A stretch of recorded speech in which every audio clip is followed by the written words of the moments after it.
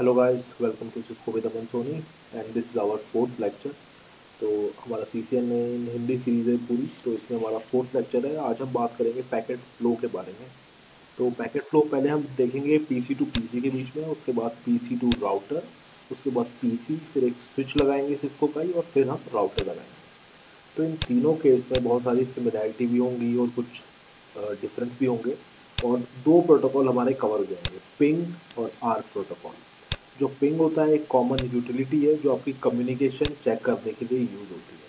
तो अगर आपको पिंग नहीं पता तो देख लेते हैं पिंग कैसे काम करता है। नॉर्मल स्टार्ट मेन्यू खोलिए, CMD क्लिक कीजिए, ये आपका कमांड प्रॉम्प्ट आ जाएगा आपके डेस्कटॉप विंडोज़ का। तो यहाँ पे आप पिंग करके देख सकते हैं किसी भी आईपी को, अगर कि वो रीचेबल है कि नहीं है। फॉर एग्जांपल हम अभी इंटरनेट से कनेक्टेड है, तो इंटरनेट में बहुत सारी आईपीज़ हैं, लेकिन आप कहेंगे मुझे सारी आईपी तो याद नहीं है इंटरनेट की, लेकिन फिर भी आप कुछ आईपी याद रख सकते हैं। फॉर एग्जांपल 8.8.8.8 ये जो है गूगल का डीएनएस सर्वर होता है। डीएनएस सर्वर हमने पहले बात करी थी, डोमेन नेम सर्वर, जो आपकी आईपी को जो सॉरी आपकी यूआरएल जो वेबसाइट के नेम्स होते हैं उनको आईपी में कन्वर्ट करता है, और वाइस वर्सा। मतलब अगर आप इससे पूछेंगे 888 से कि गूगल की आईपी क्या है, यूट्यूब की आईपी क्या है, तो आपको उनकी आईपी रिटर्न में दे देगा। आप नहीं पूछते, आपका पीसी पूछता है, क्योंकि पूरी कहानी बैकग्राउंड में चलती है। जब भी आप ब्राउज़र में जाएंगे, गूगल खोलेंगे, एंटर करेंगे, तो पहले डीएनएस के पास एक रिक्वेस्ट जाएगी, what is the IP of Google, वहाँ से रिप्लाई आएगा। तो 8888 कुछ नहीं है, ऐसा ही गूगल का डीएनएस सर्वर है। इसको पिंग करके देखेंगे तो पिंग हो रहा है आपका 99.9%। अगर आप वर्ल्ड में कहीं भी बैठे हुए हैं, आपका इंटरनेट चल रहा है, तो 8.8.8.8 पिंग होगा ही होगा। अगर आपका ये पिंग नहीं हो रहा है, सारे पैकेट ड्रॉप आ रहे हैं, तो इसका मतलब आप इंटरनेट से कनेक्ट नहीं हैं, या फिर अगर आप इंटरनेट से कनेक्ट हैं, इस आईपी को किसी फायरवॉल ने ब्लॉक कर रखा है। ठीक है जी। तो पिंग ये तो हो गया एक पर्टिकुलर आईपी को, पर आप चाहे तो इसके अलावा किसी वेबसाइट को भी पिंग कर सकते हैं, कुछ भी, जो भी आप वेबसाइट देख सकते हैं, google.com। तो बहुत ही छोटा एग्जांपल, तो देखो गूगल की, आपने गूगल को पिंग नहीं किया, क्योंकि राउटर, स्विच, फायरवॉल वगैरह यूआरएल नेम से कम्युनिकेशन नहीं करते, वो आईपी चाहिए होता है उनको। कौन सा IP? Source IP, destination IP. तो सोर्स आईपी क्या है? जो मेरे इस पीसी का है। और डेस्टिनेशन आईपी क्या है? वो डीएनएस सर्वर ने इसको बताया है, रिक्वेस्ट गई डीएनएस के पास, उससे पूछा गया गूगल की आईपी क्या है, डीएनएस ने रिस्पॉन्ड किया कि जो गूगल है उसकी आईपी है 172.217, ये जो दिख रही है आपको। फिर उस आईपी के पास कुछ पैकेट भेजे गए, और जो रिस्पॉन्स है वो उसी आईपी से आया है। तो अब इसका मतलब ये नहीं है कि जब भी आप पिंग करेंगे गूगल पे तो यही आईपी आएगी, क्योंकि गूगल की बहुत सारी आईपी, गूगल के बहुत सारे सर्वर रखे हुए हैं। तो ऐसे ही हम पिंग करके देख लेते हैं किसी और आईपी को। यूट्यूब जो है वो भी गूगल का ही है, वैसे हम फेसबुक को पिंग करके देख लेते हैं। तो ऐसे ही हमारे पास आईपी आ गई फेसबुक की। ठीक है जी। तो अगर आप चाहें तो देखिए बहुत सारे पिंग करें अपने, लेकिन आपको ऐसे कुछ दिखाना चाहता हूँ। किसी website, Flipkart, YouTube, Amazon, Wikipedia, ping करके देख सकते हैं। लेकिन पिंग करके देखते हैं किसी बैंक की साइट को। तो कोई भी बैंक का नाम मुझे बता दीजिए, any bank name. HDFC। HDFC, okay. HDFC बहुत फेमस बैंक है, मेरा भी इसमें अकाउंट है वैसे तो अब ये इसकी तो नेट बैंकिंग की वेबसाइट है वैसे, लेकिन हमें HDFC की वेबसाइट देखने की, इसकी मेन वेबसाइट होती है वो शायद थोड़ी अलग है। ये रही HDFCbank.com, कोई भी देख सकते हैं। बस आपको एग्जांपल दिखा रहा हूँ, पिंग के बारे में थोड़ी बात कर रहे हैं। तो इसको कॉपी कर लेते हैं, ये बैंक की ऑफिशियल साइट है, इस पर कुछ कैशबैक का ऑफर भी चल रहा है। तो हम नोट CMD में जाएंगे, पिंग करेंगे स्पेस, और राइट क्लिक कर देंगे, और फिर पिंग करके देखेंगे। देखिए इसने पिंग कर दिया। तो ऐसा कुछ नहीं है, कुछ हमें जहाँ देखना था हम देख रहे थे बैंक की वेबसाइट पिंग हो रही है कि नहीं हो रही है।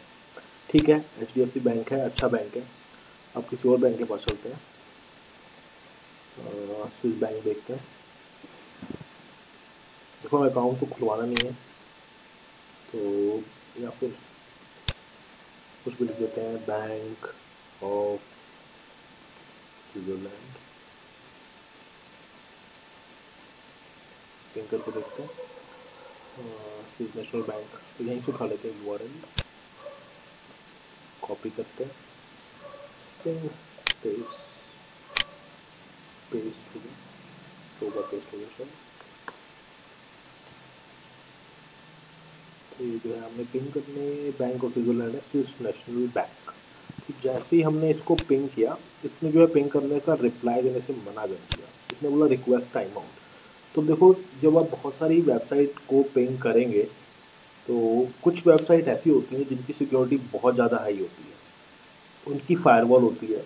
तो उनकी फायरवॉल जो देखो, इस पर आप जो हमने वेबसाइट पिंग करी, अब ऐसा नहीं है कि आप इसको एक्सेस नहीं कर सकते, एक्सेस करोगे, आप इस पर अकाउंट बनाओ, अपने ट्रांजेक्शन चेक करो, वेबसाइट ओपन भी होगी, लेकिन उनकी सिक्योरिटी इतनी ज़्यादा होती है कि वो आपको एक्सेस, अनऑथराइज एक्सेस तो दूर की बात है, आप उन बैंक की वेबसाइट को पिंग भी करके नहीं देख सकते। ठीक है, अब इसका मतलब ये नहीं है कि एचडीएफसी की वेबसाइट पिंग हो रही है तो आप उसको हैक कर सकते हैं, लेकिन इन्होंने देखो सिक्योरिटी एचडीएफसी बैंक के पास भी, लेकिन उन्होंने इतनी ज़्यादा हाई लेवल डीप सिक्योरिटी नहीं लगाई है। उन्हें कहा कि क्योंकि पिंग कोई करके देखेगा तो ठीक है, कर लो भाई, कोई ज़्यादा फर्क नहीं पड़ रहा है। लेकिन जो कुछ बैंक होते हैं, स्विस बैंक, अब देखो स्विस नेशनल बैंक तो बहुत ज़्यादा ही सिक्योरिटी लगाएगा, या फिर कोई भी आप इंटरनेशनल बैंक ट्राई करेंगे तो उसकी वेबसाइट आपको पिंग भी नहीं करने देगा, क्योंकि पिंग जो यूज़ करता है वो यूज़ करता है आईसीएमपी प्रोटोकॉल। पिंग यूज़ करता है आईसीएमपी प्रोटोकॉल। ये देखो सारे जो खेल होता है प्रोटोकॉल्स का होता है, इंटरनेट कंट्रोल मैसेज प्रोटोकॉल होता है, और इसके अंदर दो पैकेज जाते हैं। एक होता है आईसीएमपी इको रिक्वेस्ट और एक होता है आईसीएमपी इको रिप्लाई। तो जो इको रिक्वेस्ट आता है ये हमने भेजा, और हम वेट करते हैं इको रिप्लाई का। तो जैसे हमने एचडीएफसी को पिंग किया तो हमने इको रिक्वेस्ट पैकेट भेजे 4, और वहाँ से हमें इको रिप्लाई आ गया। लेकिन जो स्विस बैंक की साइट है उसने आपका आईसीएमपी इको रिक्वेस्ट पैकेज को ही ब्लॉक कर दिया। उसने ब्लॉक नहीं करा, उसकी फायरवॉल ने ब्लॉक कर दिया। उसके फायरवॉल के पास पैकेट गया, उसने कहा देखा कि ये कोई एचटीटीपी की रिक्वेस्ट नहीं है। हमने जो वेब ब्राउजर से खोला वो भी एक प्रोटोकॉल है। वो कौन सा प्रोटोकॉल है? HTTPS के, बल्कि देखो ये सिक्योर प्रोटोकॉल होता है और आपकी वेबसाइट वेब पेज को एक्सेस करता है। तो उसने बोला HTTPS वेब पेज की रिक्वेस्ट आई है तो मैं उसको अलाउ कर दूंगा, क्योंकि अगर वो अलाउ नहीं करा तो यूजर जो है वेबसाइट एक्सेस कैसे करेंगे। लेकिन जैसे उसके बाद ICMP प्रोटोकॉल का एक और रिक्वेस्ट गया, स्विस बैंक की फायरवॉल ने उसको ड्रॉप कर दी, क्योंकि उसे पता है कि मैं नहीं चाहता कि कोई भी यूजर मुझे पिंग करे। और देखो पिंग करेगा तो उसके बाद आप कुछ और ट्राई करोगे, कुछ और टेस्ट करोगे, तो उसने एकदम बेसिक लेवल से ही आपको बाहर कर दिया। इसलिए ये इतनी ज़्यादा सिक्योर होती है। तो इससे आपको थोड़ा आइडिया मिला कि पिंग क्या होता है, आईसीएमपी को रिप्लाई को रिक्वेस्ट के बारे में।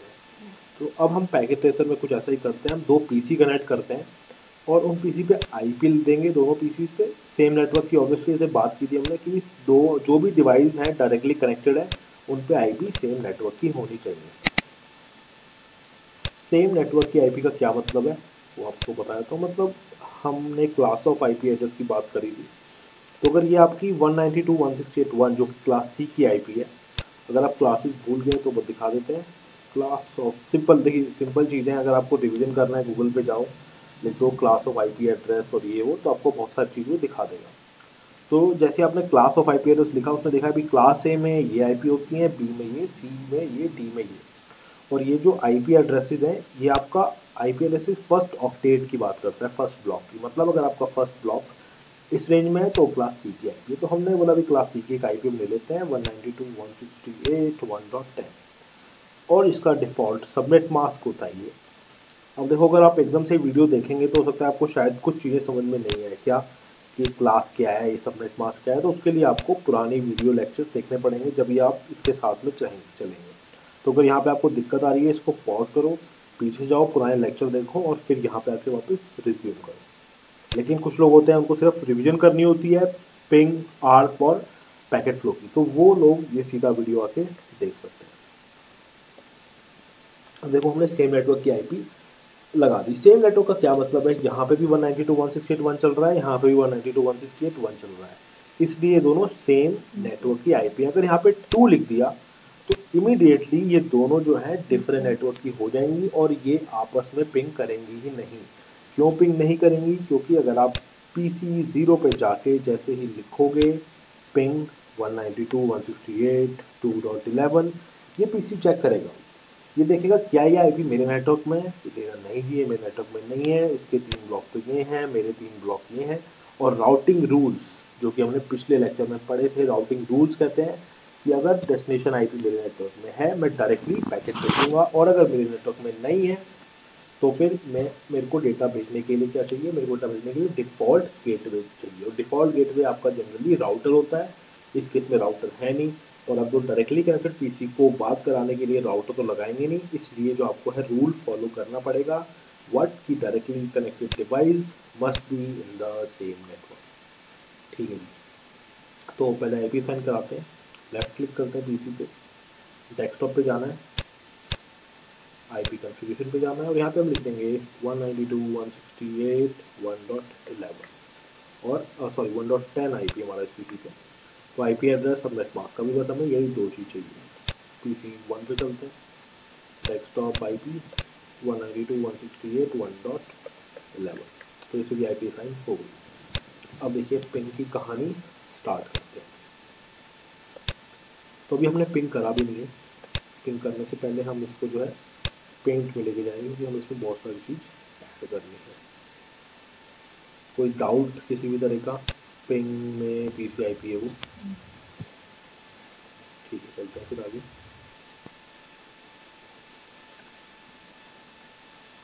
एमएस पेंट खोल लेते हैं, चलिए। तो ओएसआई मॉडल जो होता है, ओएसआई रेफरेंस मॉडल, उसमें 7 लेयर्स होती हैं। उसकी भी एक आगे में हिंदी में वीडियो बनानी है, इंग्लिश में वीडियो बनी हुई है। तो ओएसआई कहता है कि जो अभी आपका पैकेट फ्लो है वो ओएसआई लेयर के हिसाब से होगा। तो ओएसआई को समराइज कर देते हैं सिंपल। ओएसआई कहता है जब भी कोई नेटवर्क कम्युनिकेशन एस्टेब्लिश होगा, उस नेटवर्क कम्युनिकेशन के लिए जब भी पैकेट यहाँ से जाएगा, डेटा जाएगा, तो उसके अंदर 4 फील्ड्स होनी मैंडेटरी है। तो वो जो 4 फील्ड है वो क्या होंगी, वो फील्ड आपकी होंगी, देखिए हम पिंग करेंगे सिंपल, तो अगर हम इसमें जाएंगे और हम सिंपल लिखेंगे पिंग 192.168.1.11, या फिर इस पिंग को आप रिप्लेस कर सकते हैं किसी फाइल ट्रांसफ़र से, किसी चैट मैसेज से, या फिर किसी इवन योर गेम प्लेइंग से। अगर आप कोई गेम भी प्ले करते हैं तो इस आईपी से इस आईपी पे कुछ आपके गेम के पैकेट जाते हैं। तो जो भी वो पैकेट जाएगा, चाहे वो गेम का हो, चैट का हो, मैसेज हो, चाहे पिंग का पैकेट हो, उसमें 4 कंपोनेंट होंगे। तो जो पहला कंपोनेंट होगा वो होगा source IP address of this machine. Second component होगा आपका डेस्टिनेशन आईपी, और अगर आप चाहें तो कुछ की पॉइंट्स आपको बताता हूँ कि ये कैसे होता है। ये कैसे होता है, जो सोर्स आईपी डेस्टिनेशन आईपी होती है, ये नेटवर्क लेयर ऐड करती है। कौन सी लेयर क्या है, किस पे क्या होता है, उसके लिए आपको वैसे ही देखना पड़ेगा। लेकिन अगर आपने पहले पढ़ा हुआ है या फिर आप बाद में देखेंगे, तो अभी के लिए सिंपल क्या याद रखना है, जब पैकेट जाता है तो उस डेटा में, पैकेट में source IP destination IP add होती है। तो ये कौन ऐड करता है? ऑब्वियसली बात है पीसी ऐड करता है, लेकिन नेटवर्क लेयर बोलते हैं, ठीक है, क्योंकि जो भी आपका एक कम्युनिकेशन का प्रोसेस है, डिफरेंट लेयर्स की डिफरेंट रिस्पॉन्सिबिलिटी होती है। लेयर 1 की होती है इलेक्ट्रिकल सिग्नल्स को रिसीव करके उनको बाइनरी बिट्स में कन्वर्ट करना। नेटवर्क लेयर का कुछ और काम है, ट्रांसपोर्ट लेयर का कुछ और काम है, सेशन लेयर, उसके लिए वैसा ही पढ़ना है आपको। लेकिन सिंपल जो डेटा प्रेजेंट हुआ है, ये बहुत ज़्यादा इंपॉर्टेंट है। नेटवर्क लेयर ने बोला कि सोर्स आईपी जो है वो 192.168.1.10 है, और नेटवर्क लेयर ने कहा कि जो डेस्टिनेशन आईपी है वो है 192.168.1.11। अब देखिए जो डेस्टिनेशन आईपी है उसका क्वेश्चन आता है कि आपको मिली कहाँ से। तो कोई बता सकता है कि डेस्टिनेशन आईपी हमारे पास आई कहाँ से? सोर्स आईपी तो देखो इस मशीन को खुद से पता होती है कि सोर्स आईपी मेरे पे खुद पे असाइन हुई है, ये मेरी आईपी है। लेकिन डेस्टिनेशन आईपी इसको पता कैसे लगा? नेटवर्क नहीं, और कुछ सोचिए, सिंपल है, आप थोड़ा सा ध्यान से सोचेंगे आपको पता लग जाएगा। नेटवर्क लेयर ने तो ऐड करी, लेकिन नेटवर्क लेयर के पास आई कहाँ से? टेबल नहीं, देखिए सिंपल क्या है, आपने हमने आप मान के चलो भी हमने आर पढ़ा ही नहीं, क्योंकि आर तो हमें पढ़ना है, ठीक है। तो आर तो बहुत बात की बात है, आर के बारे में कुछ नहीं पता। तो अभी हमें सिर्फ पिंग पता है, हमें पीसी पता है, हमें आईपी पता है, आर और ये और डीएचसीपी ये सब बहुत बात की बात है।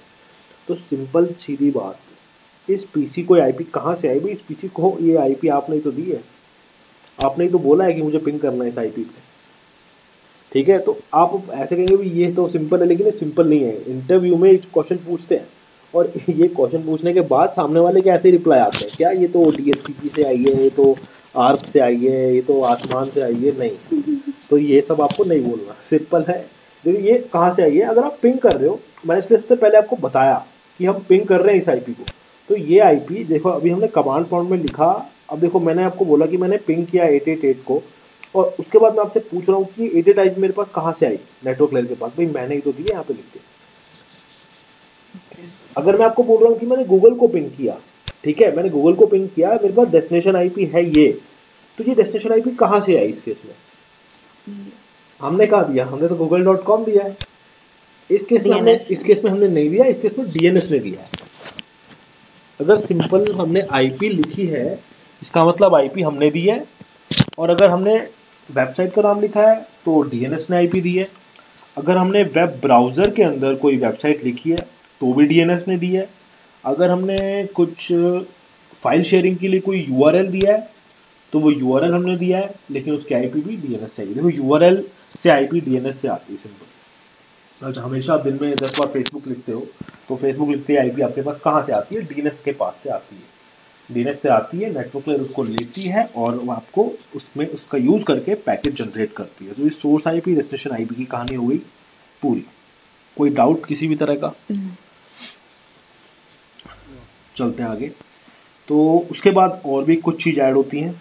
सोर्स मैक एड्रेस, कि सोर्स मैक एड्रेस क्या है, तो मैं पूरा मैक एड्रेस नहीं लिख रहा हूँ, मैं सिर्फ सोर्स मैक लिख दे रहा हूँ। मैक एड्रेस क्या है जी, और डेस्टिनेशन मैक एड्रेस क्या है?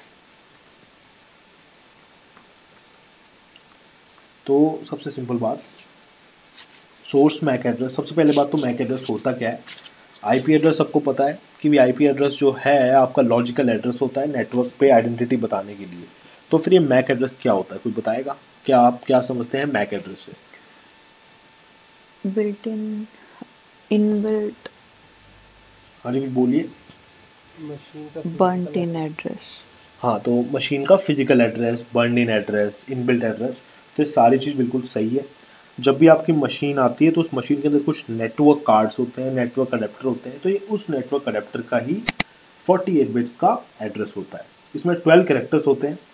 एक छोटा सा कुछ नहीं, बस नोटपैड खोल लेते हैं, उसमें एक इसको समराइज़ कर लेते हैं कि what is our MAC address. तो मैक एड्रेस आपको पहली बात तो कुछ ऐसा दिखेगा, 1 2 3 4 5 6 7 8 9 10 11 12, ऐसे कुछ इसमें 12 कैरेक्टर्स होते हैं। और जो सारे कैरेक्टर्स होते हैं ये सारे हेक्साडेसिमल कैरेक्टर्स होते हैं। तो हेक्साडेसिमल कैरेक्टर्स के बारे में आपको क्या जानना है, कि 1 हेक्साडेसिमल का जो साइज़ होता है वो 4 बिट्स का होता है। सिंपल 4 बिट्स उसका साइज़ होता है, और उसकी जो रेंज होती है, मतलब कहाँ से कहाँ तक उसमें आप कैरेक्टर फिल कर सकते हैं, वो कुछ ऐसे होती है 0 1 2 3 4 5 6 7 8 9। 10 के लिए हम ए यूज़ करते हैं, 11 12 13 14 एंड 15। तो ये सारे कैरेक्टर्स उसके अंदर होते हैं, मतलब इनमें से कोई भी हो सकता है। तो मैक एड्रेस जो होता है आपका इन्हीं चीज़ को यूज़ करके बनता है। तो अगर आपको देखना है आपका मैक एड्रेस क्या है आपकी मशीन का, तो उसके लिए आपकी देखिए कुछ कमांड्स हैं। एक कमांड तो कीजिए गेट मैक। तो जो गेट मैक कमांड होती है वो क्या करती है, आपके मशीन पे जितने भी अडेप्टर्स हैं उन सबके मैक एड्रेस आपको लाइन से दिखा देता है कि देखो जी मेरे पास ये वाईफाई है, ये ब्लूटूथ है, ये वर्चुअल मैक है, और ये मेरा जो है लैन का जो मेन जिससे नेट चलाते हो आप, फिजिकल नेटवर्क इंटरफेस कार्ड का ये मैक है, ये वो सारे मैक है। तो कोई सा भी देखिए हम कुछ भी कॉपी कर लेते हैं और उसको कॉपी करके हम ले जाएंगे वहाँ पे, ऐसी कॉपी। और जैसे कि आप देख रहे हैं कोई भी मैक हो वो 12 डिजिट्स का ही होता है, और उसके अंदर आपको 0 से लेके 9 फिर ABCDEF ये सारे कैरेक्टर्स में से कुछ भी मिल सकता है। अब वो डिपेंड करता है, देखिए एग्जांपल लिखा है हमने, ठीक है। अब उसमें थोड़ा मैक एड्रेस पे थोड़ी सी और इम्पोर्टेंट बात, मैक एड्रेस में 12 कैरेक्टर्स होते हैं। अब उस 12 कैरेक्टर्स को एक्चुअली जो है बहुत ही अच्छे से बनाया गया है, उसको एक्चुअली 2 पार्ट्स में डिवाइड कर सकते हो आप अपने समझने के लिए। जो फर्स्ट पार्ट होता है उसको बोला जाता है OUI, उसको बोलते हैं ऑर्गेनाइजेशन यूनिक आइडेंटिफायर। और ये जो होता है ये वेंडर, देखिए ये वेंडर को साइन होता है actually. What do mean by vendor को साइन होता है, मतलब देखो डेल है तो उसका कुछ और होगा, ठीक है। अगर आपके पास HP है तो HP का कुछ और होगा, आसूस है तो उसका कुछ और होगा। कुछ और का मतलब आसूस के पास 3-4 अपने होंगे, HP के पास बहुत सारे कुछ अपने स्पेसिफिक होंगे। सिस्को के जो डिवाइस होते हैं उनके खुद बहुत सारे अपने स्पेसिफिक होते हैं। जो आपके पास जूनिपर है उनके कुछ और स्पेसिफिक होते हैं। तो ये जो फर्स्ट है ये आपको कौन देता है, ये आपको IEEE वगैरह से साइन होते हैं सिंपल कि इस ऑर्गेनाइजेशन को ये ग्रुप अलॉटेड है, इसको ये ग्रुप अलॉटेड है। और जो आपका बाकी रिमेनिंग है ये आपका वेंडर असाइन करता है, simple that is assigned by vendor. मतलब देखो डेल को हमने बहुत सारे दे दिए हैं। एक एग्जांपल ले लेते हैं कि हमारा जो ये वाला मैक है ये डेल का है, तो ये स्टार्टिंग का जो हाफ पार्ट है वो OUI है। उसके बाद जब डेल जो है अपने मैक एड्रेस बनाएगा तो डेल के पास तो देखो बहुत सारे पीसी भी क्या पीसी लैपटॉप और प्रिंटर और मॉडम और पता नहीं क्या क्या है, डेल के शायद इवन राउटर स्विच वगैरह भी आते हैं। तो सबके मैक एड्रेस जो है अब डेल ऐसे स्टार्ट करेगा, जो भी उसका पहला डिवाइस होगा वो ऐसे बनाएगा और उसके बाद वो ऐड करता चला जाएगा सिंपल अपने सीक्वेंस नंबर। और जब भी आप कोई भी डिवाइस खरीदते हो, फॉर एग्जांपल मैंने कोई डेल का बहुत बहुत पुराना लैपटॉप खरीदा जिसका मैक एड्रेस ये है, तो डेल से जब मैं परचेज़ करूँगा तो डेल के पास एंट्री हो जाएगी कि I purchase this Dell laptop, ताकि अगर उस लैपटॉप से कभी भी कोई हैकिंग हो या कभी भी वो मैक एड्रेस कहीं पकड़ा जाए तो वो सिंपल चेक करेंगे भी ये मैक किसका है, उन्हें पता लगेगा जो अथॉरिटीज़ है कि वो डेल का मैक है। उसके बाद डेल पे जाएंगे और डेल को मैक देंगे और डेल अपने डेटाबेस में सिंपली देख के मेरा नाम और मेरा एड्रेस उन्हें बता देगा। तो इसलिए मैक एड्रेस को बोलते हैं फिजिकल आइडेंटिफिकेशन। एक और एग्जांपल, जैसे कि आपकी बाइक होती है, आपका स्कूटी होती है, कार होती है, तो जब उनको आप परचेज करते हो तो बाइक पे आपको क्या कभी नंबर मिलता है स्टार्टिंग से कि ये आपके नो। बाइक का नंबर है, ये आपके स्कूटर का नंबर है? नहीं मिलता है, क्योंकि वो आपको असाइन होता है बाद में। तो वो जो नंबर है वो मैक एड्रेस की तरह नहीं है, वो एक्चुअली IP एड्रेस है आपका। मतलब फॉर एग्जाम्पल आपने दिल्ली में एक बाइक खरीद ली, आपको एक IP एड्रेस मिल जाएगा कि आपका दिल्ली में जो है आइडेंटिफिकेशन ये है DL1234। उसके बाद अगर आप उस बाइक को आपको बेंगलोर लेके जाना है तो वहाँ पे जाने के बाद क्या है, आप उस नंबर को यूज़ नहीं कर सकते क्योंकि वो नंबर तो आपको दिल्ली के लिए मिला हुआ है। तो फिर जो है आपको बेंगलोर में नया नंबर असाइन करना पड़ेगा। ठीक है, एक्चुअली मेरी ही कहानी है, मेरे पास दिल्ली की बाइक है, तो उसे बेंगलोर लेके आया तो बेंगलोर वालों ने मना कर दिया कि भी ये जो है बाइक आप यहाँ नहीं चला सकते, डेली 100 रुपये लगते हैं मेरे। तो उसका इलाज क्या है कि आप उसका इलाज है अब आपको बेंगलोर का नंबर लेना पड़ेगा, मतलब आपको बेंगलोर के नेटवर्क के लिए एक IP एड्रेस चाहिए। तो ये तो ये IP एड्रेस की बात, लेकिन अब बाइक का जो मैक एड्रेस क्या हुआ, जो बाइक का देखो बाइक का भी एक मैक एड्रेस होता है। तो जो बाइक की जो चेसी होती है उसके ऊपर एक चेसी नंबर बंड इन होता है। ठीक है, तो जो चेसी पे बंड इन What होता है, is अब कई लोग चेसी? होंगे, आप देखो बहुत लोगों को पता नहीं होता भाई चेसी क्या है, ये क्या है। जो पुराने बाइकर वगैरह उनको तो पता होता है, तो हम सिंपल दिखा देते हैं आपको कि बाइक का चेसी नंबर कैसा दिखता है। तो अभी समझ में आ जाएगा आपको बाइक की चेसी कैसी होती है। ये देखिए, जो ये होता है बाइक का हैंडल होता है, एक्चुअली उसके नीचे होता है बाइक का चेसी, ये बंड होता है उसके ऊपर। ठीक है, अब इसको देखो, इसको आप चेंज नहीं कर सकते, इसको आपको चेंज करने के लिए बाइक को पूरा ब्रेक करके उस पर नया मेटल चढ़ाना पड़ेगा। तो ये नंबर जो है, चाहे आपकी बाइक दिल्ली में हो, बेंगलोर में हो, चाहे US ले जाओ अपनी बाइक को, तो ये जो चेसी नंबर है ये सेम रहेगा हमेशा आपके डिवाइस का।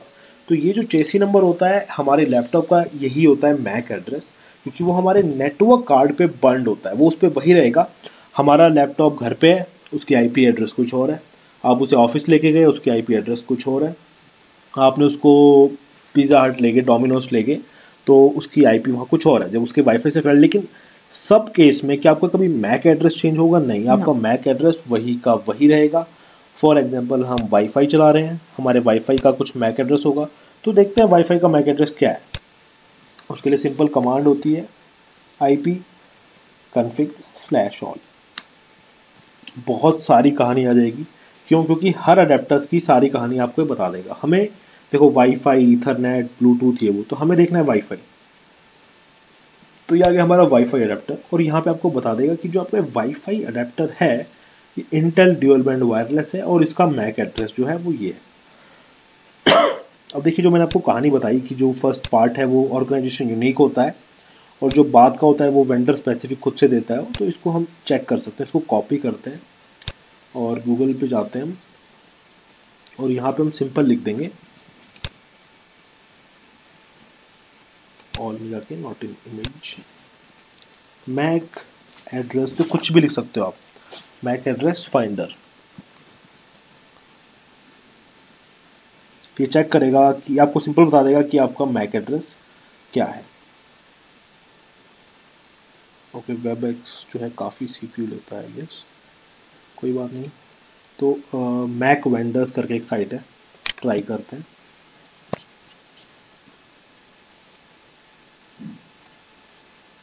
पुरानी वेबसाइट्स बंद कर देते हैं हमारी। तो ये पूछ रहा है अभी अपना मैक एड्रेस बताइए, तो सिंपल हम पेस्ट कर देते हैं। मैंने अपने वायरलेस का मैक पेस्ट कर दिया है। नहीं नहीं, ये शायद वाईफाई का नहीं, कुछ और ही मैक आ गया, पता नहीं, ये कहीं और से लिया था शायद, क्योंकि 44 से स्टार्ट है हमारा तो Mac.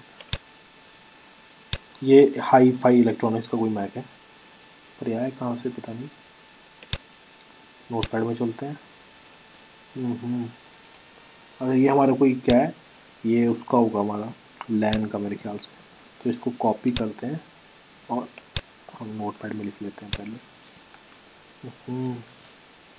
Okay, control C, control V। तो अब इसको पेस्ट करते हैं अपनी वेबसाइट पे।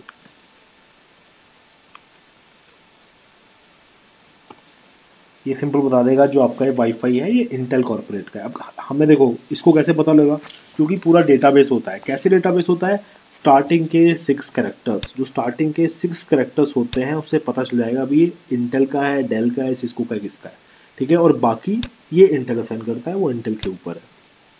तो आप भी ट्राई कर सकते हैं, अपने मॉडम का राउटर का मैक एड्रेस लेके यहाँ पर डालिए, वो दिखा देगा ये सिस्को का है, HP का है, किसका है। तो ये सारी कहानी थी मैक एड्रेस की। वापस चलते हैं पैकेट फ्लो पे। पैकेट फ्लो में मैक एड्रेस का काफ़ी रूल होता है, इसलिए हमने मैक एड्रेस से थोड़ी बात करी। तो सोर्स मैक, अब देखो सोर्स मैक क्या है, वो ऑब्वियस सी बात है मशीन को पता होगा। तो इस पर चलते हैं, PC पे क्लिक करते हैं। तो इस PC को पता है इसका मैक क्या है, कमांड वही रहेगी जो हमने रियल पे चलाई, क्या, get MAC. IP config all। देखिए गेट मैक तो बढ़िया है, लेकिन गेट मैक क्या आपको बताएगी नहीं कि किस अडेप्टर का क्या मैक है। इसकी कमांड की सबसे गलत बात ये है, अब आपको क्या पता कि भाई कौन सा वाईफाई है, कौन सा क्या है, कौन सा नहीं है। तो ये कमांड आप भूल जाओ, आप सिर्फ एक कमांड याद रखो, कौन सी, IP config all। आपका जो रियल लैपटॉप PC है उस पर भी IP config all चलेगी, और जो पैकेट ट्रेसर है उस पर भी IP config all चलेगी आपकी IP config all। और जो थोड़े आपके मैक यूज़र्स हैं, एप्पल यूज़र्स हैं, उन पे मेरे ख्याल से नहीं चलती है, उन पे चलती है if config। लाइनेक्स के ऊपर और मैक के ऊपर आपकी if config से शायद सारी कहानी आ जाती है, if config या if config all करके।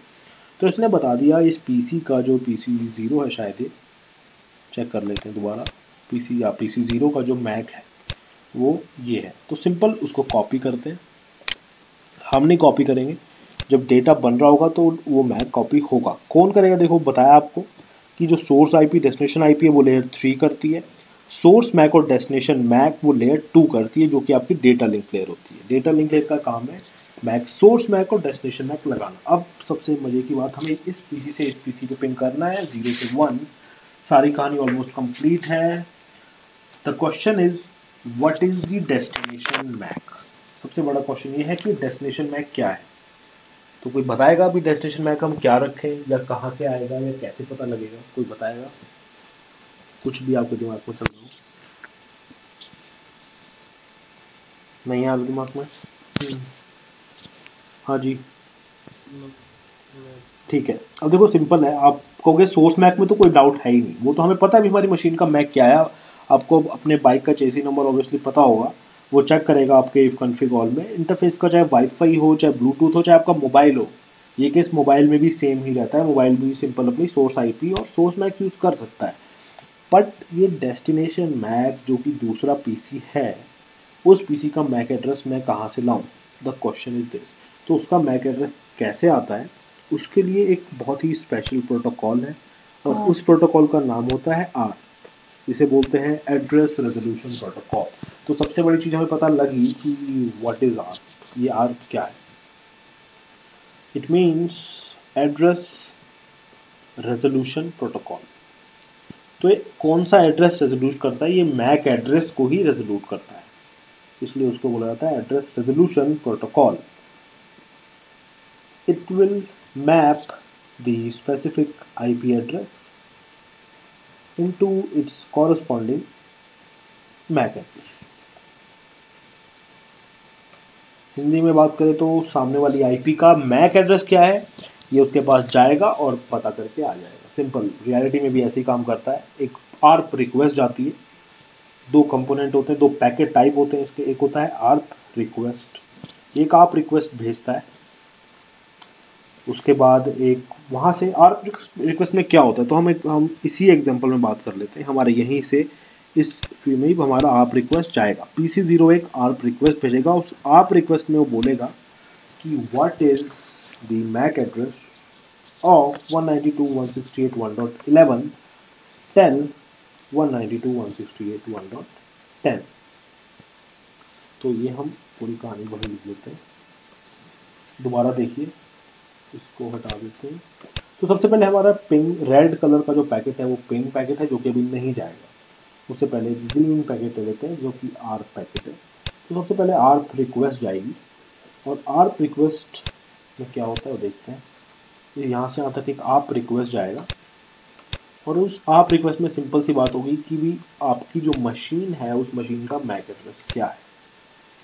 टेक्निकल में आपके सामने आ गया, आप रिक्वेस्ट ये बोलेगी what is the MAC address of this machine, tell 192.168.1.10 and it will also tell its own IP address and its own MAC address. FF जो भी मैक एड्रेस है, ये उससे पूछेगी मुझे अपना मैक एड्रेस बताओ 1.11 का, और किसे बताओ, मुझे बताओ 1.10 को, और मेरे इस मैक एड्रेस, ये मेरी डिटेल्स है। ये क्यों बताया गया, क्योंकि जो आर्प रिक्वेस्ट होती है वो एक बहुत इंपॉर्टेंट पार्ट है, वो हमेशा ब्रॉडकास्ट होती है। इट इज़ ऑलवेज कैपिटल में, एकदम अपने दिमाग में बिठा लीजिए क्या, कि ARP request is always a broadcast. Broadcast का मतलब क्या होता है, आपके नेटवर्क में कितने भी डिवाइस है सबके पास रिक्वेस्ट जाएगी। मान लो हम एक वाईफाई से कनेक्टेड है, वाईफाई में 10 PC है, तो 10 के 10 PCs के पास आर्प रिक्वेस्ट जाएगी बात करने के लिए कि भी तुम्हारा कि इस IP का मैक क्या है।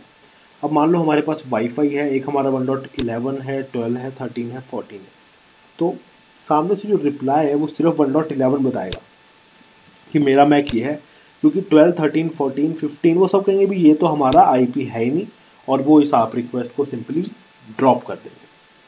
ठीक है, तो ये तो हो गया सिंपल भाषा में हमने आर्प रिक्वेस्ट को समझ लिया। अब इसके पीछे की इम्पॉर्टेंट कहानी, जो कि बहुत बार इंटरव्यू में पूछते हैं, किसी भी अच्छी कंपनी में अगर आप इंटरव्यू देने जाओ, वो सिंपल आपसे यही सारी कहानी पूछेंगे कि पिंग किया, पिंग पैकेट में डिटेल्स क्या हैं, आपने सारी कहानी बता दी।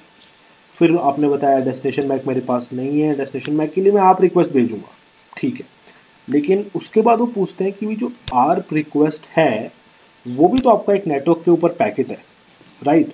तो जो आर्प रिक्वेस्ट है उस आर्प रिक्वेस्ट के 4 कंपोनेंट्स कौन से होते हैं, क्योंकि हर पैकेट के अंदर ये 4 कंपोनेंट होंगे, चाहे वो पिंग हो, चाहे वो आर्प हो, चाहे वो HTTP हो, चाहे वो टेलनेट हो, चाहे वो ऑनलाइन गेमिंग का हो, स्काइप चैट करो, टॉरेंट डाउनलोड, कुछ भी करो, ये 4 चीज़ें आपको मिलनी ही मिलनी है। इनके बिना आपका डेटा ट्रैवल नहीं कर सकता आपके नेटवर्क पे।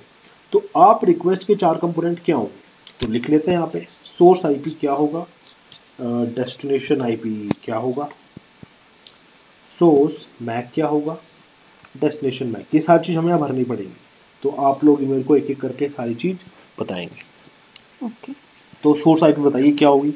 192.168.1.10 हमारी PC0 की भी इसने आप रिक्वेस्ट भेजी है तो अपनी IP डालेगा। डेस्टिनेशन IP, हाँ जी Nitish. 192.168.1.11 okay. Source MAC 254 sorry, not that one, it's 1900D0FF3C 0151। जो भी मशीन का अपना खुद का मैक है वो वहाँ पे पुट हो जाएगा। तो FF3C जो भी मैक एड्रेस है हम सिंपली वहाँ पुट कर देते हैं। और डेस्टिनेशन मैक नीतीश,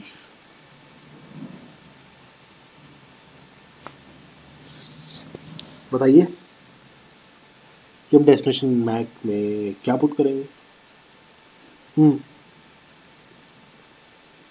हाँ जी स्टूडेंट्स, अब देखिए सेम जो यहाँ पे हाल हो रहा है हमारे पास, इंटरव्यू में भी यही हाल होता है।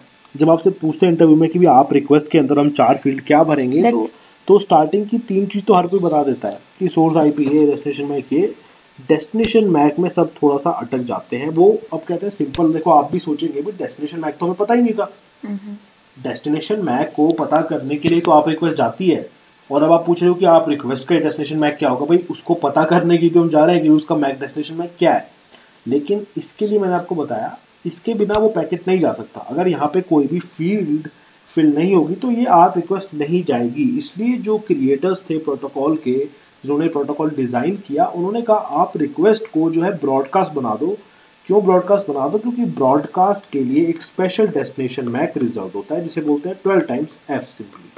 तो जो भी मैक एड्रेस जिस भी पैकेट का होता है वो पैकेट ब्रॉडकास्ट होता है। कोई भी डिवाइस राउटर रिसीव करेगा वो समझ जाएगा कि जो पैकेट है ये ब्रॉडकास्ट पैकेट है। हाँ जी, कोई डाउट?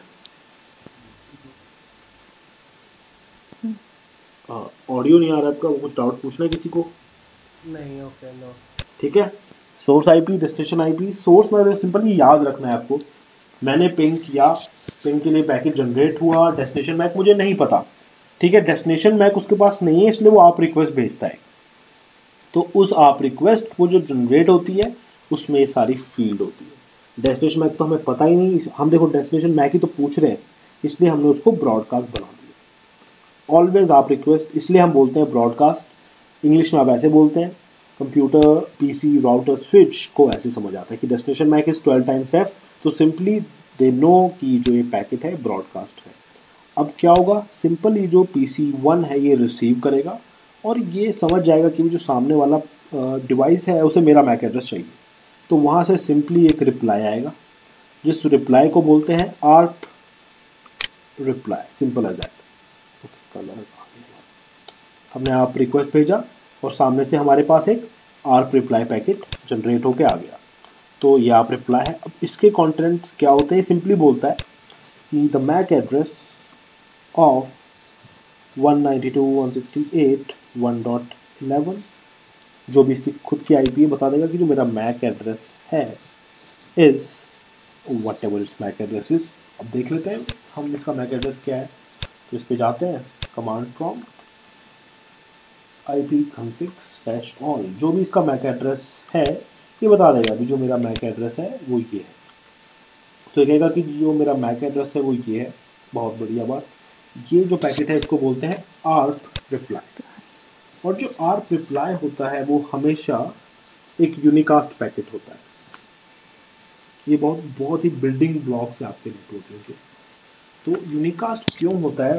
क्योंकि आप जब आप रिक्वेस्ट भेजते हो तो आप अपना सोर्स आईपी और सोर्स मैक उसको बताते हो कि मुझको यूनिकास्ट करो, ठीक है, तुम्हारा मैक क्या है मुझे बताओ। इसलिए वो सिर्फ और सिर्फ तुम्हें बताएगा तुम्हारी सोर्स आईपी और तुम्हारे मैक का यूज करके। तो इसलिए जब आर्प रिप्लाई कंस्ट्रक्ट होगा तो कुछ ऐसे कंस्ट्रक्ट होता है।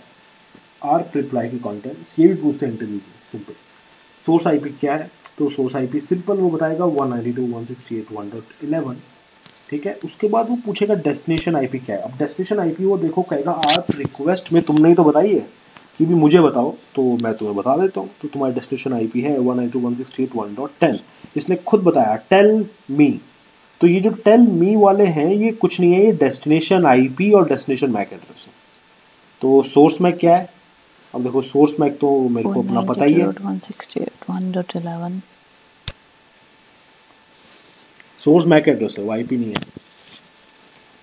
तो जो थर्ड चीज़ है फोर्थ चीज़, और डेस्टिनेशन मैक क्या है? डेस्टिनेशन मैक तो तुमने मेरे को खुद ही बताया था, 00D0FF3C0151। कहाँ से पता लगा? देखो यहाँ से पता लगा, आपने खुद बताया कि मुझको बताओ। तो इसलिए जो ये सिंपल सोर्स आईपी और मैक हैं ये डेस्टिनेशन आईपी और डेस्टिनेशन मैक बन जाते हैं। इसलिए जो आपका रिप्लाई है यूनिकास्ट होता है। देखो यूनिकास्ट कब होता है? जब आपके स्पेसिफिक एड्रेस होते हैं। ब्रॉडकास्ट कब होता है? जब आपके पास कोई स्पेसिफिक ब्रॉडकास्ट एड्रेस होता है, जैसे कि डेस्टिनेशन मैक में 12 टाइम्स है, ठीक है। तो जैसे ही आप रिप्लाई रिसीव हुआ आपका पीसी क्या करेगा उसको लिख देते हैं। The PC received ARP reply and it will save that IP address to MAC address mapping in a special place. अब देखिए क्या कहानी है। अब देखो हमने उसको पिंग किया, जो मैक एड्रेस आया इसको हमने सेव करके रख लिया एक जगह पे। क्यों सेव करके रख लिया भाई, एक बात बताओ, हमने पहली बार पिंग किया है, उसके बाद हम दोबारा पिंग करेंगे, या फिर हमने कोई चैट मैसेज भेजा है। अब चैट मैसेज तो आप बहुत बार भेजते हो, आपने कोई फाइल शेयर करी है, बहुत बड़ी फाइल है, आगे भी फाइल जाएंगी, तो क्या आप जब दोबारा पिंग करोगे, दोबारा चैट करोगे, दोबारा फाइल भेजोगे, क्या हर बार आप चाहते हो कि आप रिक्वेस्ट जाए? मतलब मेरे को हर बार फाइल भेजनी है, मैंने एक फाइल भेजी, मैंने 2 मिनट बाद फिर एक फाइल भेजी, तो फिर वो कहेगा आप रिक्वेस्ट मुझे मैक बताओ। तो ये बार बार ना हो, इसलिए जो IP address to MAC address mapping है, ये एक बहुत ही स्पेशल प्लेस में सेव हो जाती है, which is known as ARP table. तो आप टेबल जो है वो कुछ ऐसी दिखती है, IP address and MAC address, simple as that. तो जैसे ये रिप्लाई आया, हमारे पीसी ने बोला ओके, मुझे कहीं से आप रिप्लाई आया है, और आर रिप्लाई बोल रहा है कि 1.11 का मैक एड्रेस जो है, शायद पेज टी है शायद हमारे पास, ये हमारा मैक एड्रेस है। ये सिंपल उसने सेव कर दिया। अब उसके सेव करने से क्या हुआ, उसके सेव करने से जो ये मैपिंग है, अगली बार जब आप कोई इस देखो पिंग किया हमने, पिंग से सेव हो गई। अब आप चाहे उसको पिंग करो, चाहे उसको एचटीटीपी करो, चाहे कोई फाइल शेयर करो, कुछ भी करो, आपके पास destination IP, destination MAC automatically आ जाएगा। डेस्टिनेशन आईपी तो आप बताओगे, मैक एड्रेस के लिए अब आपको बार बार आप रिक्वेस्ट भेजने की ज़रूरत नहीं है। क्यों? क्योंकि देखो आप रिक्वेस्ट ब्रॉडकास्ट होता है। अगर आपके हर पीसी, मान लो नेटवर्क में 10 पीसी हैं, 10 के 10 पीसी हर कम्युनिकेशन करते हुए आर्प रिक्वेस्ट करें, फॉर एग्जांपल 100 ऑफ पैकेट जा रहे हैं, 100,000 ऑफ पैकेट्स पर सेकंड, तो अगर 1000 पैकेट जाने लगे तो आपके पर सेकंड आपके नेटवर्क में 1000 ब्रॉडकास्ट जाएंगे, जो कि 1000 जो ब्रॉडकास्ट हैं वो 10 डिवाइस रिसीव करेंगे, तो 10,000 ब्रॉडकास्ट हो गए आपके। मतलब इसे बोलते हैं सिंपल भाषा में ब्रॉडकास्ट स्टॉर्म। तो अगर हर बार आप रिक्वेस्ट जाने लगा तो आपके नेटवर्क की बैंडविड्थ तो वैसे ही ख़त्म हो जाएगी। तो इसलिए ये सारी कहानी डिज़ाइन हुई कि सबसे पहले आप रिक्वेस्ट भेजो, मैपिंग आए, मैपिंग को सेव करो आप टेबल में, इसलिए बार बार हमें भेजने की ज़रूरत नहीं पड़े। ठीक है, तो आप टेबल ऐसा कुछ नहीं, बहुत ही सीक्रेट प्लेस है, आप चाहो तो इसको देख सकते हो। उसकी कमांड होती है ARP space dash D, simple what is or simple I'll write की command to cd आप टेबल ऑन लैपटॉप/पीसी। मतलब जो कमांड है ये ना राउटर पे चलेगी ना स्विच पे चलेगी, ये आपके लैपटॉप पीसी पे चलती है। कमांड होती है ARP space dash A, actually not D A, अगर आप डी कर दोगे तो आर पेंट्री डिलीट हो जाएगी। आर स्पेस ये आर टेबल को देखने की कमांड है, डिलीट करने की कमांड होती है आर स्पेस डैश डी। तो थोड़ा सा हैरान मत होइएगा, मैं अपना ही लैपटॉप खोल देता हूँ, अभी इंटरनेट चल रहा है, बहुत सारी मैंने वेबसाइट एक्सेस करी, स्काइप चलाया, वेबएक्स चलाया, सेशन क्रिएट करा, बहुत सारी कहानी करी, तो पता नहीं कितने रिप्लाई आप रिक्वेस्ट रिप्लाई ये हुआ होगा, और वो सारी मैपिंग आप टेबल में स्टोर हुई होगी। मेरे को देखना है मेरे लैपटॉप की आप टेबल क्या है, आर स्पेस डैश मैं करूँगा, मेरे पास खूब सारी कहानी आ जाएगी। उसमें मेन दो चीज़ देखनी है आपको, क्या, कौन सी आईपी एड्रेस है और आईपी एड्रेस का मैप क्या है। ठीक है, तो सिंपल ये कहानी होती है। देखो स्टैटिक वालों पे आपको नहीं जाना, डायनेमिक अगर आपको समझने है मैं आपको दिखा देता हूँ। ये मेरा देखिए एक मैक एक आईपी एड्रेस है, मैंने इसको पिंग या रीच करने की कोशिश करी होगी, इसका मैक एड्रेस आया और यहाँ पे सेव हो गया। मैं चाहूँ तो मैं आर डैश डी कर सकता हूँ, अगर मैंने कमांड चला दी तो दिक्कत हो जाएगी, इमीडिएटली मेरा इंटरनेट बंद हो जाएगा। क्यों? मेरी आप एंट्री डिलीट हो जाएगी। जो मैं अभी ऑनलाइन कम्युनिकेशन कर रहा हूँ उसमें पैकेट क्रिएट हो रहा है, तो उस पैकेट में source IP, destination IP, source MAC, destination MAC जा रहा है। डेस्टिनेशन मैक कहाँ से आ रहा है? डेस्टिनेशन मैक आता है जी आप टेबल से। तो अगर मैंने आप टेबल को ही डिलीट कर दिया तो मेरा लैपटॉप इंटरनेट पे कोई भी, चाहे वो गेमिंग का हो, चाहे वो स्काइप का हो, चाहे वो यूट्यूब का, कुछ भी एक्सेस नहीं कर पाएगा कुछ सेकंड के लिए। समझ रहे हैं? मतलब ऐसा नहीं मैंने आप डी करा वो नहीं, वो देखेगा आप टेबल में एंट्री नहीं है, दोबारा एक आप रिक्वेस्ट भेजेगा, दोबारा वहाँ से मैक एड्रेस आएगा, दोबारा एंट्री सेव होगी, कुछ मिली सेकेंड्स के लिए मेरा इंटरनेट ब्रेक हो जाएगा जैसे ही मैं कमांड चलाऊँगा। और अगर आप ट्राई करके देखो तो शायद आपको ये कमांड चलाने से मना भी कर दे, क्योंकि इसके लिए आपको एडमिनिस्ट्रेटिव राइट्स चाहिए होते हैं। विस्टा वगैरह में एक्सपी में कमांड चल जाती थी। अगर आप नहीं मानते, नहीं मेरे को फिर भी कमांड चलानी है, तो आप CMD लिखोगे और राइट क्लिक करके उसको खोलोगे एज एडमिनिस्ट्रेटर, पूछेगा आपसे पहले प्रिविलेज के लिए, यस, आपका एडमिनिस्ट्रेटिव CMD खुलेगा, और जब इसमें आप कमांड चलाओगे आर स्पेस डैश डी, तो अब आपकी कमांड ज़रूर चल जाएगी। क्यों बताइए सारी कहानी?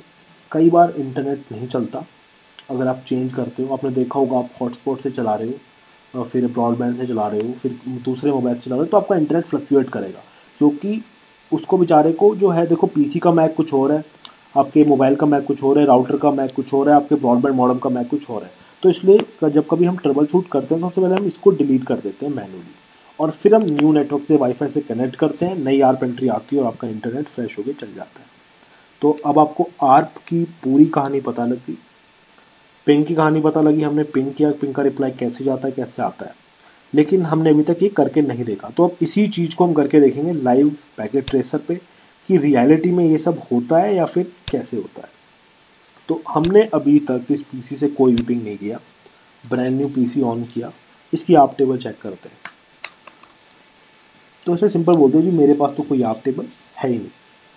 और एक काम करते हैं, मैक एड्रेस तो हमारे पास है ही, फिर भी हम जो है इनके मैक एड्रेस बाहर सेव करके लिख लेते हैं। PC0 का मैक एड्रेस ये है और PC1 का मैक एड्रेस, एक्चुअली ये नो इट्स राइट, ठीक है, पहले भी हमने कॉपी किया था, पहले से कमांड चली हुई है, तो दोनों के देखिए मैक एड्रेस अलग है, तो हमने दोनों के मैक एड्रेस पेस्ट करके लिख दिए। लेकिन जब हमने आप टेबल चेक करी तो उसने करी मेरे पास तो कोई एंट्री PC0 पे है ही नहीं। Editable, exiting narrator. ओके, तो अब देखिए पिंग जैसे ही करेगा तो जो कहानी पीछे बैकग्राउंड में होती है, मिली सेकेंड्स के अंदर हो जाती है, वो सारी कहानी यहाँ पे आपके सामने है। सबसे पहले वो चेक करता है, I will create packet, network layer, source IP, destination IP लगाएगी, डेटा लिखते हैं सोर्स मैक, डेस्टिनेशन मैक। तो डेस्टिनेशन मैक वो कहेगा मेरे पास नहीं है, आप रिक्वेस्ट जाएगा, ब्रॉडकास्ट होगा, रिप्लाई आएगी, PC1 कहेगा मेरा मैक ये है, वो मैक आर्प टेबल में जाएगा और फिर आपका पिंग पैकेट कंस्ट्रक्ट होगा। तो देखते हैं सही में ऐसा होता है कि नहीं होता है। तो पिंग करते हैं 192.168.1.11 को, जो कि मेरा PC1 है। तो जैसे उसको पिंग करेंगे, पहले हमारे पास आप टेबल में एंट्री नहीं थी, पहले देखते हैं पिंग सक्सेसफुल हो रहा है कि नहीं। देखिए एक भी पैकेट लॉस नहीं हुआ, पिंग हो गया हमारा, लेकिन हम देखते हैं बैकग्राउंड में क्या आर्प टेबल में एंट्री आई भी है कि नहीं। तो अगर हमारी पूरा जो हाइपोथेसिस है वो सही है तो हमारे पास एक एंट्री आ जाएगी। तो आप देख सकते हैं हमारे पास कुछ एंट्री आई, इसलिए बोला कि 1.11 जिसको आपने पिंग किया था उसका मैक एड्रेस कुछ ऐसा है MA5A1। बाहर जाके चेक करते हैं तो ये सही बता रहा है कि हाँ उसका मैक A5A1 ही है, क्योंकि बैकग्राउंड में आप रिक्वेस्ट किया, आप रिप्लाई आया, इसलिए ये एंट्री इसके पास भर गई। सॉरी। तो अब जो हमारा PC2 है, PC1 है, जब पहली बार हमारे पीसी ने आप रिक्वेस्ट भेजा तो क्या होगा, जो दूसरा पीसी या दूसरा जो भी डिवाइस है वो क्या करता है, वो बहुत ही स्मार्ट होता है। वो कहेगा कि मेरे को आपने दोस्त जो है अपना सोर्स आईपी और सोर्स मैक तो आपने मेरे को अपना ही बता दिया, कहाँ बताया भाई, ये तो रहा, ध्यान से अगर आप देखो तो ये क्या है, ये उस सामने वाले पीसी का आईपी एड्रेस और उसका मैक एड्रेस है।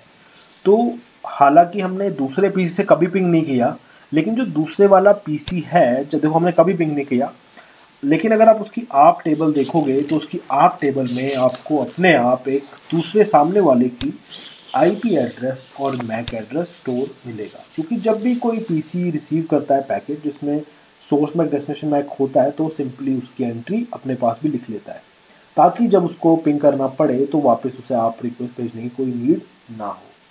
तो ये ऐसे आपका आर्प काम करता है। अगर आप चाहो डिलीट करना तो सिंपल आप डिलीट कर सकते हो, आर्प स्पेस -D करो, एंटर, आपकी आप टेबल डिलीट हो जाएगी। लेकिन जब भी आप पिंग करोगे, कुछ भी मैसेज भेजोगे तो क्या होगा, तो आपके पास दोबारा वो एंट्री जाएगी। PC0 पे करके देख लेते हैं, हमारे पास एंट्री है, आर्प-D किया, हमारे पास मैक एड्रेस एंट्री गायब हो गई मैपिंग। लेकिन आप दोबारा जब पिंग करोगे तो दोबारा क्या होगा, वही कहानी रिपीट, दोबारा आपके पास आप रिक्वेस्ट जाएगा, पहले यहाँ पे कोई एंट्री नहीं थी, जो आप चेक करोगे आपके पास एक नई एंट्री यहाँ पे आ जाएगी, क्योंकि बिना मैक एड्रेस डेस्टिनेशन मैक के आपका जो है पैकेट यहाँ देख रहे हैं वो कंस्ट्रक्ट हो ही नहीं सकता है। और हाँ दूसरी चीज़, अगर देखिए अब मैं इसको ऐसे ही छोड़ देता हूँ पीसी को, या तो मैं कंटिन्यूसली बैठ के देखो पिंग करता रहूँ बार बार, ठीक है, मैं कुछ चैट कर रहा हूँ, चैट खत्म हो गई, फाइल शेयरिंग खत्म हो गई, उसके बाद क्या ये एंट्री हमेशा रहेगी? नहीं। इस जो आर्प टेबल है इसका एजिंग टाइम होता है बाय डिफ़ॉल्ट 5 मिनट्स। तो 5 मिनट बाद जो आपकी आप टेबल है, रियल पीसी, रियल लैपटॉप हो चाहे यहाँ भी हो, 5 मिनट के बाद ये एंट्री अपने आप फ्लश हो जाती है कि 5 मिनट से कोई कम्युनिकेशन नहीं हुआ, ये एंट्री डिलीट हो जाएंगी। 5 मिनट बाद जब आप दोबारा से कोई कम्युनिकेशन इस्टेब्लिश करेंगे तो दोबारा आपकी आप रिक्वेस्ट जाएगी। तो ये था आपका scenario PC to PC ping का। अगले लेक्चर में हम बात करेंगे जो बाकी रिमेनिंग टॉपिक्स है क्या, कि पीसी से राउटर और पीसी से स्विच देन राउटर। देखिए जो पूरी जो कहानी है, जो बैकग्राउंड है पूरी कहानी का, वो आपको समझ आ गया क्या, आप रिक्वेस्ट और आप रिप्लाई। तो जो अगला वीडियो है वो ज़्यादा बड़ा नहीं होगा, उसमें देखो पीसी टू राउटर में एक्चुअली सीक्रेट ये है कि पीसी और राउटर में सिर्फ और सिर्फ जो आपको सामने चीज़ दिखाई है वही होती है। आप सिंपली क्या कर सकते हैं, आप वहाँ पे जाएं और इस पीसी को रिप्लेस करके यहाँ पे एक राउटर लगा दो। तो सिंपल जो आपकी चीज़ अभी देखी आपने वो वही सेम होगी। आप रिक्वेस्ट जाता है आपके राउटर के पास, राउटर भी सेम वही काम करता है जैसे आपका पीसी काम करता है इस केस में। पीसी देन आफ्टरवर्ड्स एक स्विच बीच में आ जाता है और फिर एक राउटर है। तो फिर तो जो स्विच है वो आप रिक्वेस्ट को कैसे देखता है, कैसे फॉरवर्ड करता है, रिप्लाई के साथ क्या करता है, तो उसके लिए थोड़ी कहानी हमें देखनी पड़ेगी। तो नेक्स्ट वीडियो में हम बात करेंगे बाकी बचे हुए सिनेरियोज की। आज का वीडियो थोड़ा कॉम्प्लेक्स हो सकता है अगर आप बहुत ही बिगिनर हैं नेटवर्किंग में, सीसीएनए में, इसलिए आपको वीडियो को 2-3 बार देखना पड़ेगा। नोट्स लीजिए, अच्छे से देखिए, फ्रेंड को पढ़ाइए, अपने डिस्कस कीजिए। और अगर फिर भी कोई डाउट्स रहते हैं आप कमेंट्स में लिखिए। कुछ डाउट्स आते हैं, मैंने देखा मेरे पास वैसा ही वीडियो में डाउट आए थे, कुछ लोगों ने काफ़ी अच्छे क्वेश्चन पूछे थे। तो आप भी कोई भी डाउट्स हैं उसमें डालिए, आपको भी हेल्प मिलेगी और जो बाकी यूज़र देख रहे हैं उनको भी काफ़ी एंटरटेनमेंट होगा भी क्या कैसे लोग डाउट पूछते हैं, मेरे को वो आता है कि नहीं आता है। और एक और प्लान मैंने सोचा है कि जल्दी अगर आप चाहें तो वीडियोस पे बहुत सारे जो भी आपके डाउट्स हैं ये हैं वो हैं, ओएसआई के, पिंग के, आपके, वो सारे डिस्कस कर सकते हैं। एक वीडियो बनाएंगे जिसमें सिर्फ हम क्वेश्चन डिस्कस करेंगे सारे। क्या क्वेश्चन, कि आप रिक्वेस्ट ब्रॉडकास्ट होती है, पिंग के अंदर क्या कंटेंट होते हैं, कौन कौन से टाइप के पैकेट होते हैं, किस लेयर पे क्या होता है, सिर्फ क्वेश्चंस और आंसर। तो उसके लिए आप चाहें तो अपने जो भी क्वेश्चन आपके दिमाग में आते हैं बेसिक, वो आप कमेंट सेक्शन में डाल सकते हैं। तो मिलते हैं नेक्स्ट वीडियो में। सब्सक्राइब कीजिए, अपनी फीडबैक शेयर कीजिए, ठीक है। तो साइन आउट फॉर नाउ, मिलते हैं नेक्स्ट वीडियो में गाइस, बाय।